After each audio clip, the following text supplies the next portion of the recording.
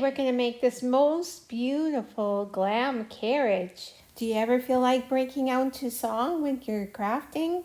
This one will inspire you to sing "Someday My Prince Will Come." That's how charming this one is. Let's get started. This pumpkin just needs some white mesh on it. I just like, oh, we got to do this. So let's start off. Let's paint our wreath frame from Dollar Tree white. That way it won't show from the inside of the carriage, the black metal. Appreciate your support by hitting subscribe and like. Thank you. And I'm going to make a door for my carriage in the side. So I'm just going to cut out with this wire cutter just one of the center, I guess, ribs. I'm not sure what you call it, but one of the center ribs. And then I decided, well, let's make a frame out a door with this. Use the same materials. So I hadn't painted it because I thought I'd cut it out and discard it. But, you know, we're going to utilize it and just bend it into a round arch because that kind of is a pumpkin-y thing. And we're going to just kind of frame out a door frame. So I want to fit the width of the door between the two ribs there. So I'm just kind of lining it up, making sure that it's a good fit. And then I'm going to get some zip ties and just zip tie each side to hold it in place. I decided I need some hot glue. I want to keep it from wiggling around too much. So as a stabilizer, I thought, well, let's try a little bit of hot glue. And I still wasn't quite happy with the stabilization. So you know what? Tape always works. I'm just going to put a piece of tape on each side, top and bottom above the zip tie, just to give it that additional hold. And it also just softens that edge from that pokey end at the bottom of that frame. So that's a little bit of protection too when I'm working on it, that I don't scratch myself on that. I really like the luminescent quality of just the white mesh. I've done a few other projects with the white mesh, and I'm going to put lights in this, which I just thought of. I forgot to put lights in.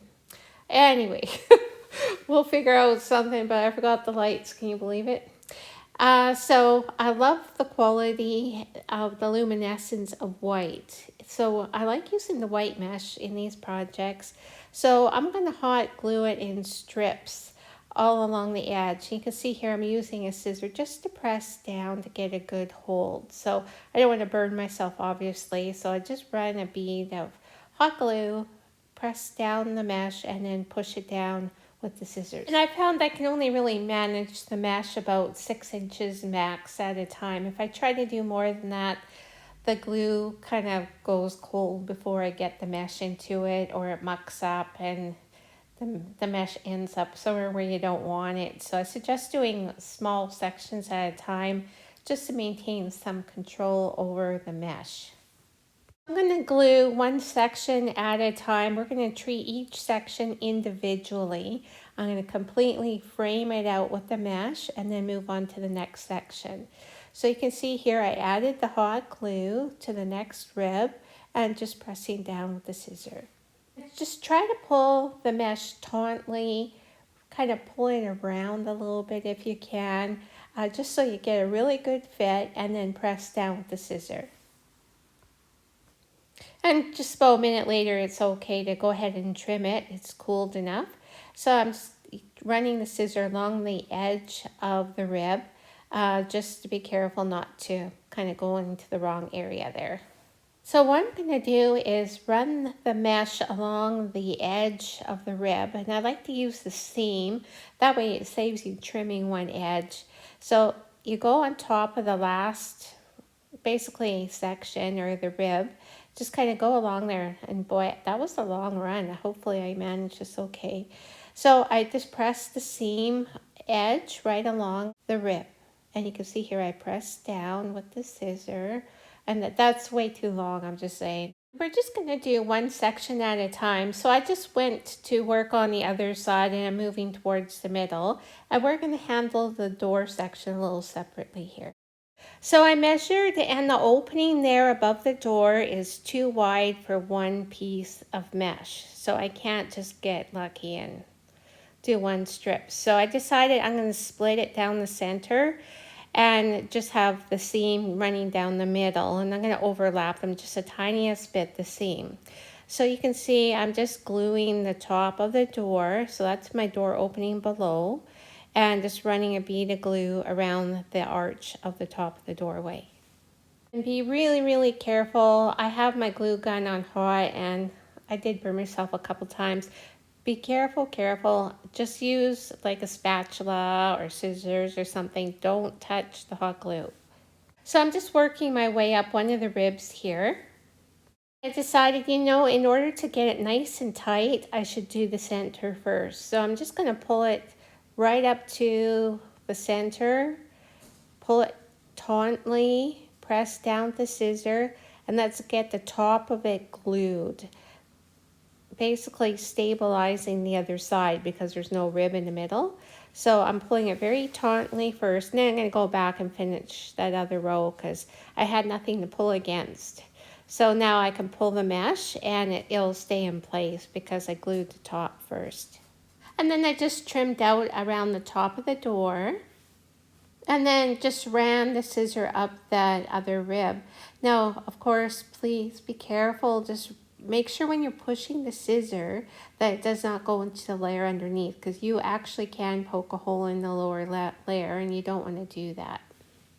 And then I just ran the glue across the top and just pulled the mesh around really tightly just to give it a really tight hold. This is basically the second time I'm gluing the top. I left a little excess so I could wrap around a little bit and add more hot glue just to firm it up a little bit more. Now I'm just going to finish off the top of the doorway there. So I just run a little bit of hot glue.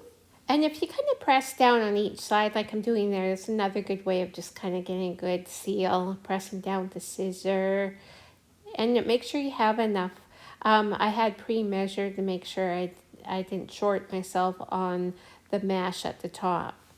So what I'm going to do is on that very edge, there's not a rib underneath, so I'm very gently just adding a little bit of hot glue and then matching up the seams, pretending like there is a rib there, and just very gently touching with the tip of the scissor. I'm not pressing, I'm just barely touching, just to make sure there's contact between the two layers of mesh, because I really want a good connection there. So I'm just making sure that both those seams are overlapped and that they're touching, and that's about it. And then gluing at the top. Now I'm cutting out just around the stem there so I can kind of work it around. So you can see there I glue and then pull down very tautly and kind of pull towards the inside a little bit just so I get a really good hold. Basically once that's cooled, you can trim off the excess. And you can see there at the very bottom where I'm cutting, run the seam of glue down a little bit further. Just make sure you have a good connection right to the very edge there. And then just up the other rib and you're done this whole side. And next you just cover the other side, just segment at a time, nothing fancy, just each segment separately. Okay, so I already told you I made a mistake, I forgot the lights, and I did. I would have, if I had thought of it before I'd done it, is just wrap, because it's wire, I would have wrapped the ribs with the lights.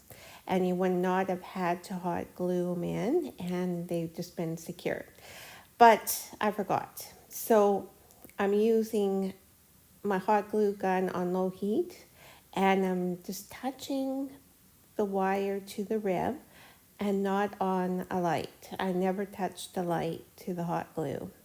So I just went around where I was going to put the lights originally, and I sort of pre-measured. I strung out the lights a little bit on the second half just to make sure I had enough to go around. And I went around the whole pumpkin. Then I just kind of went up in sort of a rectangular every second one or so. I just went a loop around the middle, a loop around the outside. Then you got to leave about 6 inches to go to the other side. Lay down the other frame, and then I would wrap the other frame, the other side. So you can do the same pattern on the other side for the length of lights that I have. So I got these off of Amazon. They battery pack, remote control. I like that style just because you don't have to fiddle inside your carriage all the time adjusting the lights. You just hit your little remote, turn them on. Well, on the side of the frame with the door, I could go all the way around the whole pumpkin frame. Then I was able to go around the door, and then I did one up one rib and down the other.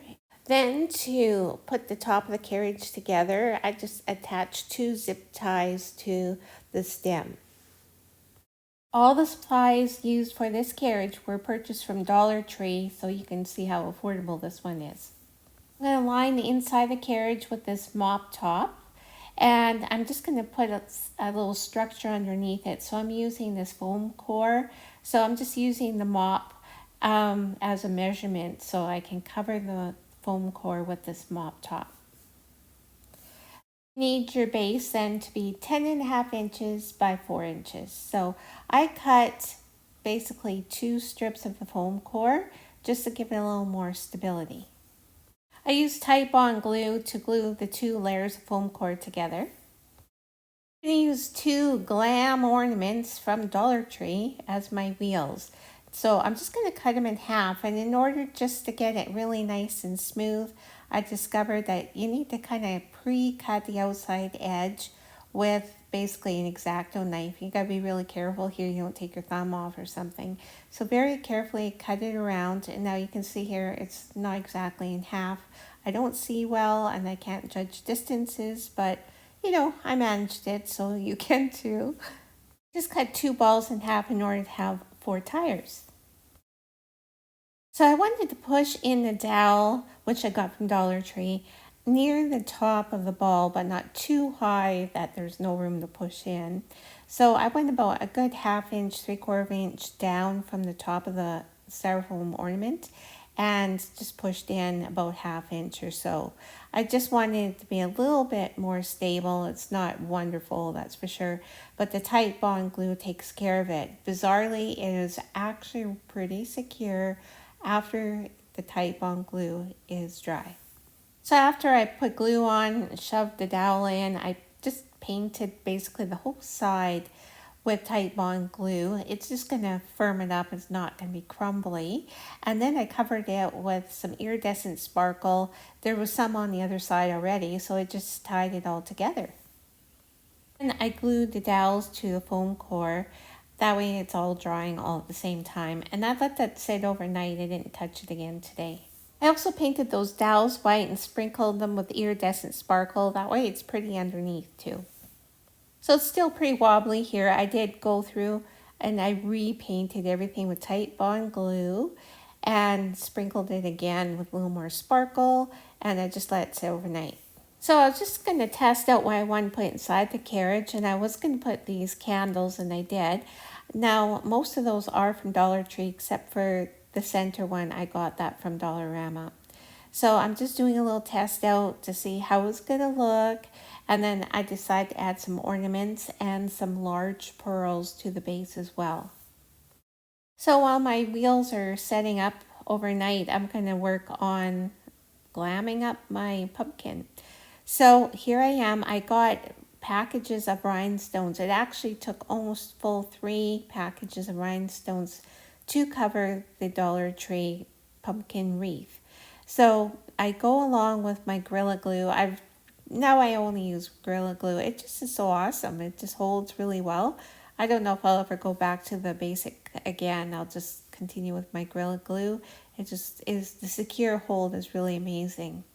So you can see here, I'm just starting out. Why I started out in the middle, I don't know. But anyway, I'm just showing you here. You run a bead of Gorilla Glue along a rib and then just lay down the rhinestones. Now, I know it comes with a glue on the back. I think it would probably stick to paper maybe. I don't know. But it's not going to hold up on here without the hot glue. So I went around each rib of the pumpkin with the rhinestones and then around the exterior edge. I switched the temperature on my hot glue gun to low temp because I am touching this kind of gingerly and I haven't burnt myself yet with the low temp. So switch it to low temp when you're doing this. Also might be a good idea to put like a rubber finger on your finger I can't do it with the scissor, like setting them in, but you might want to consider some protection. And then I added mesh to the stem, put a little extra so that there's not a gap in between the pumpkin and the stem. Then just hot glue the frame all the way around, apply the mesh, press it down, flip it over, and do the same to the other side. I didn't cut the mesh, I just wrapped it around. And then once it's all glued, just trim off the excess. Now you can see it's a little messy on the top. I did leave some excess and I left it open on the top because I was thinking I might zip tie along the top, and I never. So in the end, I didn't show it, but I trimmed out that extra that you might see. It looks a little messy. I did trim that out after. And then I used the bling bling rhinestones and just went around the outside edge of the stem. I went back and forth on the top a couple of times. I wanted to add a little more visual interest into the stem, so I just added a couple more strips of rhinestones. And I'm not going to show you every place I put the rhinestones, but I just was going to mention I did wrap them around the doorway as well. And I did debate whether I would use those half pearls that you could attach, just like the rhinestones, but put pearls on. I'm like, you know what, that would be really, really pretty. I really debated it. I really wanted it to be very blingy though, so we went with rhinestones. I also think another option that might look kind of cool is using like a cord, like a gold cording or silver cording. I think that would look pretty neat too, but I didn't have that, and well, I had a ton of rhinestones, so that's what we're gonna do today. I was just going to mention above the door, there's one section there where there's no rib underneath. So I very lightly tapped on a little bit of hot glue and just laid the rhinestones along there. It helps also cover the seam. I also strung up on fish line some little rhinestones, just, I don't know, about 3 of them back to back along the fish line, and then I hung them from the top of the pumpkin inside. But I think it didn't really show, in my opinion. There's so much going on the outside, you don't see those couple floating rhinestones on the inside. I thought it would be sort of a neat effect, but it wasn't to me overly noticeable. So I cut 3 dowels just for the width to span the carriage at the bottom. They were not quite the 4 inches, they were about 3.5 inches. And I put 3 of them just to keep the pumpkin space like apart at the bottom, and it supports it and keeps it in that position. So my pumpkin is more or less complete, but here's how to set it up and put it together. So I like to stage it with snow blanket at the bottom, and I put a string of lights underneath just so it will look glowy in the evening. And then I set the pumpkin on top of the wheels that I created and put the dust mop on the inside. And I just kind of fluff it out over the ends so that the foam core doesn't show. And I have a collection of battery operated candles put on the inside. Now I recommend only ever use battery operated candles inside here. Never put a real flame inside. And just a couple of ideas for alternatives to the candles. You could put flower picks inside. That would look really nice, especially if they were white. You could put ornaments and just put a string of lights around the ornaments and put in the middle. That would look lovely as well. I'm going to add some silver ornaments to mine and some large white pearls. Now I'm keeping this white and silver, but you could add like flower poinsettia picks. I bet that would be gorgeous. You could add any color at all that goes with white and silver, so you can make it match your decor just by adding a particular color that you have in your home. Well, isn't that just gorgeous? I love it. And it, like I said, it makes me want to break out into song. I found this really cute reindeer, I think at Dollarama, and I'm like, oh wow, wouldn't that be perfect in front of it? I'm like, love it. I think it would be so sweet to put it on a fireplace mantle or a sideboard or a front entry table. It'd just be darling. I hope you find a pretty place to put it in your home. Well, I hope you enjoyed this video as much as I did making it, and I hope you give it a try. Thanks for watching.